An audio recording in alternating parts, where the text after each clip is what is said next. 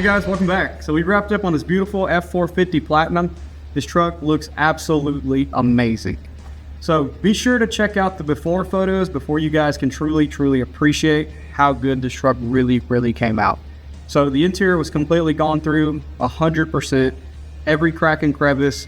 We didn't like the old tint that was on it. It wasn't a great job. It had tons of contamination. We removed the old tint and retinted it in our best ceramic tint all the way around, including clear on the sunroofs to protect it for maximum heat rejection as well.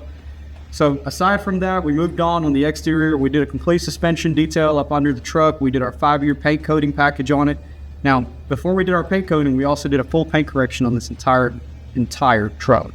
This is a huge truck, but everything turned out phenomenal. Moving on from that, all of the exterior plastic on this truck was completely restored. We also did the exterior glass on the outside with some water spot removal. And also, we polished the faces of these American Forces, and every single lug nut on this truck, every lug nut was completely removed, polished, and coated. Once again, thanks for staying tuned with me. I'm Raj, owner of Raj's Exotic Detailing. We'll see you guys next time. Bye for now.